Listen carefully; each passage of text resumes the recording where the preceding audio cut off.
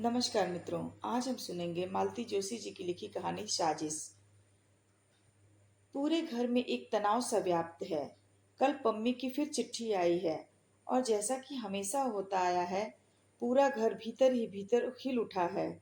बाबूजी लगातार छत पर चहलकदमी कर रहे हैं। अम्मा रसोई में बैठकर आंसू बहा रही है। सोहन तो पढ़ाई का बहाना लेकर दोस्त के यहाँ निकल गया है। खाने के वक्त भी उसने शकल नहीं दिखाई।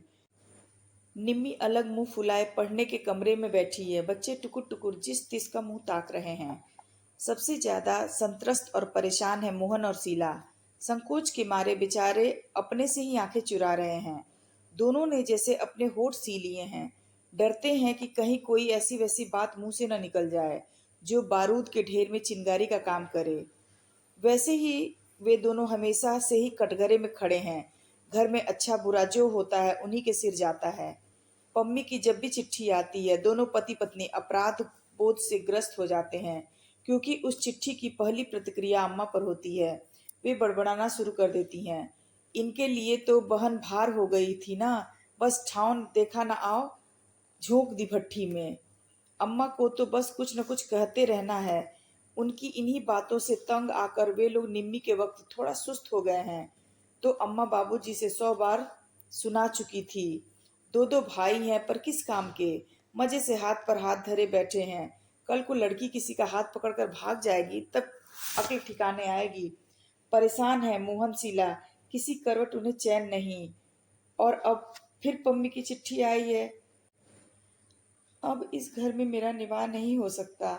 आप लोग मुझे आकर लिवा ले जाइए, नहीं तो मैं कुछ खाकर सो रहूंगी। पम्मी का यह नाटक पिछले 4 सालों से चल रहा है। 5 साल के वैवाहिक जीवन में मुश्किल से 1 साल शांति से गुजरा होगा। पता नहीं कब क्या हो जाता है और वह अपनी लड़की को गोद में उठाकर यहाँ चली आती है। शुरू शुरू में तो सब ने उसे हाथों हाथ लिया। सबको उससे सहानुभूति भी थी। बाबूजी खुद जाकर 2-4 बार समधी जी से बेटी के लिए अन किए अपराधों की माफी मांग आए। 2-4 बार दामाद को घर बुलाकर समझाया बुझाया गया, पर हर बार कोई क्या करे। अब तो खींच सी होने लगी है। पम्मी जब भी आती है, घर का बना बनाया रूटीन तहस नहस हो जाता है। बजट की धज्जियां उड़ जाती हैं। शीला तो उन दिनों अपने सारे अरमानों की भावनाओं की गठरी बनाकर मन के एक कोने में पटक देती है, क्योंकि और सब लोग तो अपने अपने काम से बाहर निकल जाते हैं। पम्मी की दर्द भरी दास्तान और अम्मा के ताने उसी के हिस्से में आते हैं। यह तो वह किसी तरह सह जाती है, पर जब उसके फूल से बच्चे उपेक्षा का शिकार होने लगते हैं तो उसका खून खौल जाता है। उनके कपड़े, खिलौने, यहाँ तक कि दूध में भी पम्मी की मुनमुन का हिस्सा निकालना पड़ता है। दिन भर दादा दादी की डांट सुननी पड़ती है, सो अलग। दुखियारी बेटी के लिए अम्मा उन दिनों कुछ ज्यादा ही तरल हो जाती है। आए दिन घर में स्त्री पकवान बनने लगते हैं। अम्मा रोज पम्मी को लेकर रिश्तेदारों के यहाँ निकल जाती है और रिक्शे तांगे में ढेर सारा रुपया फूंक डालती है। पम्मी का मन बहलाने के लिए निम्मी को ठेल ठाल कर उसके साथ सिनेमा या पार्क में भेज देती है। इन सब कार्यक्रमों के लिए शीला को ही पैसे देने पड़ते हैं, और वह भी खुशी खुशी, नहीं तो अम्मा का पारा चढ़ जाता है। बजट के गड़बड़ाते ही सारी व्यवस्था चरमराने लगती है। हर कोई एक दूसरे पर खींच उतारने लगता है। आरोपों प्रत्यारोपों का एक दर्दनाक सिलसिला शुरू हो जाता है। घर जैसे नरक बन जाता है। तब ऊब कर पम्मी कहती है, यही सब सहना था तो मैं अपने घर में क्या बुरी थी। सारा घर जैसे सांस रोके इसी क्षण की प्रतीक्षा में जीता है। बाबूजी फौरन उसकी बात को उठा लेते हैं और तैयारी का आदेश जारी करते हैं। फिर ढेर सारे साज सामान के साथ भाई लोग उसे ससुराल छोड़ आते हैं। यह विदाई भी कम जानलेवा नहीं होती। घर की मामूली सी आय में एक बड़ा सा छेद कर जाती है। कई जरूरी खर्च जैसे अम्मा की चप्पल, बाबूजी का टॉनिक, सोहन का स्वेटर या निम्मी का सूट अगली किसी शुभ घड़ी के लिए टल जाते हैं। फिर भी सब लोग राहत की, संतोष की सांस लेते हैं। पर खर्च की यह गठरी खाई ठीक से पट भी नहीं पाती कि पम्मी का खत फिर आ जाता है। 2 दिन तक लगातार तनाव झेलने के बाद शीला से नहीं रहा गया।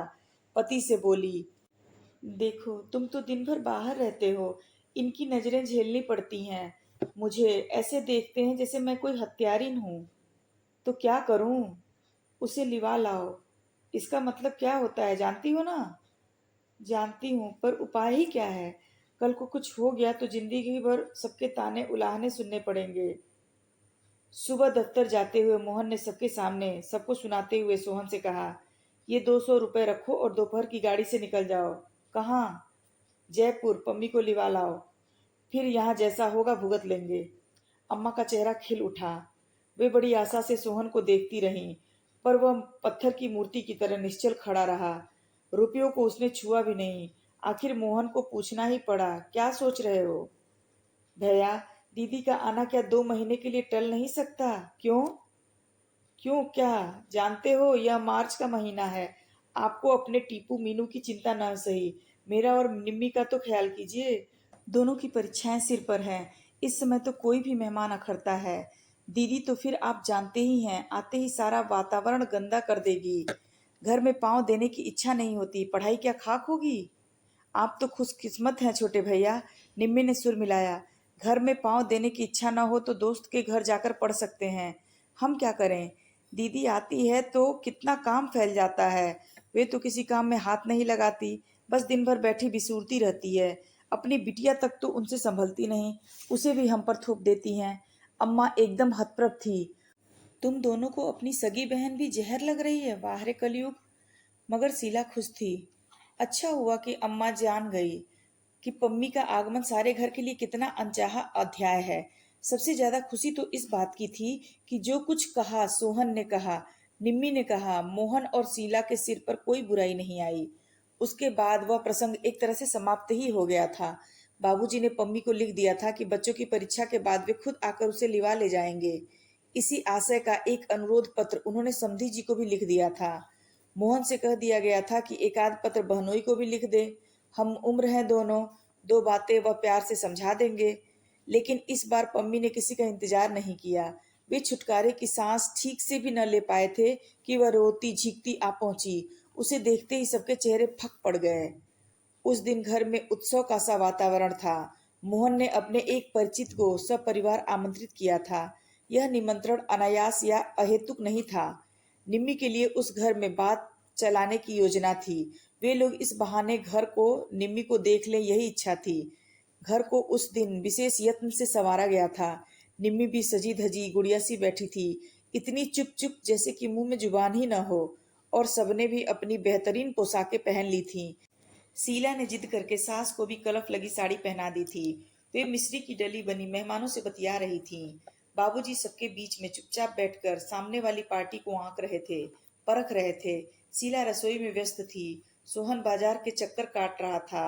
मौका लगते ही बहन को चिंगोटी काट लेता था। माहौल खुशी से सराबोर था कि पम्मी घर में भूचाल की तरह दाखिल हुई। आते ही उसने बुक्का फाड़ कर रोना शुरू कर दिया। मुझे वहां भट्ठी में झोंक कर यहाँ सब बैठकर गुलछर्रे उड़ा रहे हैं। इतनी चिट्ठियां लिखी पर कोई झांकने भी नहीं आया। किसी को परवाह नहीं कि पम्मी जिंदा है या मर गई। इतनी भी भारी लगती हूँ तो हाथ पांव बांधकर कुएं में फेंक दिया होता। बार बार तंग तो नहीं करती, पर जब आपके पास देने के लिए कुछ नहीं था तो मेरी शादी क्यों की? लड़के वालों के सामने अच्छा खासा नाटक हो गया। महफिल तो उखड़नी ही थी। बार बार क्षमा याचना करके उन लोगों को विदा किया। उनके यहाँ से क्या जवाब आएगा यह तो करीब करीब निश्चित ही था। बड़ी मुश्किल से कहीं बात लगी थी, सब चौपट हो गया। महीने के अंतिम दिन थे। फिर भी मोहन ने जी कड़ा करके स्वागत सत्कार में 150 फूंक डाले थे। सब पर पानी फिर गया। घर में जैसे मातम छा गया। निम्मी तो खटपाटी लेकर ऐसी पड़ गई, उसने खाना भी नहीं खाया और लोग भी पम्मी से खिंचे खिंचे ही रहे। अम्मा और भाभी को छोड़कर किसी ने ठीक से कुशल क्षेम भी नहीं पूछी। अपने स्वागत का यह नया अंदाज देखकर पम्मी सहम गई। 2 दिन तो उसने किसी तरह सब्र कर लिया, तीसरे दिन फटी पड़ी। लगता है किसी को मेरा यहाँ आना अच्छा नहीं लगा। पहले से जानती तो यहाँ आती ही क्यों? अपमान ही सहना था तो अपने घर सहूंगी, घर में नहीं निभेगी तो कहीं नौकरी कर लूंगी। सोहन भी जैसे तैयार ही बैठा था, बोला, तो कर लो नौकरी। जिंदगी भर भैया भाभी की छाती पर मूंग दलना क्या जरूरी है? जब मन होता है मुंह उठाकर चली आती हो। आखिर तुम्हारे लिए कोई कितना करेगा? घर में एक और लड़की भी है। आती हूँ तो अपने बाप के घर आती हूँ, पम्मी ने तमक कर कहा। तुम्हारे दरवाजे आऊं तब आंखें दिखाना। बाप का घर हूँ, कहकर सोहन बाहर चला गया। वह अपने दिल का गुबार निकाल चुका था। सुखी है सोहन, अविवाहित है, इसलिए मन की बात बेरोक टोक कह डालता है। कोई यह नहीं कह सकता कि बीबी ने उसके कान भर दिए हैं। अपमान से पम्मी के आंसू निकल आए। सबसे ज्यादा दुख तो इस बात का था कि सोहन इतनी बड़ी बात कह गया और बाबूजी कुछ बोले नहीं। जिनके बल पर वह अकड़ रही थी, कानों में रुई दिए चुपचाप छत की कड़ियां गिनते रहे। बाबूजी, उसने कातर स्वर में कहा। सब सुन रहा हूँ बेटे, बाबूजी ने उसी तरह छत की ओर निर्निमेष देखते हुए कहा। पर सच बात तो यह है बेटा कि अब तुम्हारे बाप का घर कहाँ रहा। सब तो हो चुका। पेंशन जो मिलती है वह दवाइयों के लिए पूरी ही नहीं पड़ती। बेटे के भरोसे जी रहा हूँ। अपनी लंबी चौड़ी गृहस्थी उसके गले मड़कर बैठ गया हूँ। उसका बोझ और कितना बढ़ाऊं। लेकिन बाबूजी, पम्मी बेटे, हम लोग तुम्हारे जन्म के जिम्मेदार हैं। कर्म तो तुम्हें अपने खुद ही झेलने होंगे। सुख दुख जो भी हो अपने घर में ही सहो बिटिया। कल को तुम यहाँ आकर बैठ जाओगी तो बताओ, निम्मी को कौन स्वीकार करेगा। पम्मी के सारे सवाल चुक गए थे और शायद उत्तर भी। 3-4 दिन बाद पम्मी को सोहन के साथ गाड़ी में बिठाकर लौटे तो बाबूजी को ऐसा लग रहा था जैसे बेटी की अंतिम विदाई दे आए हों।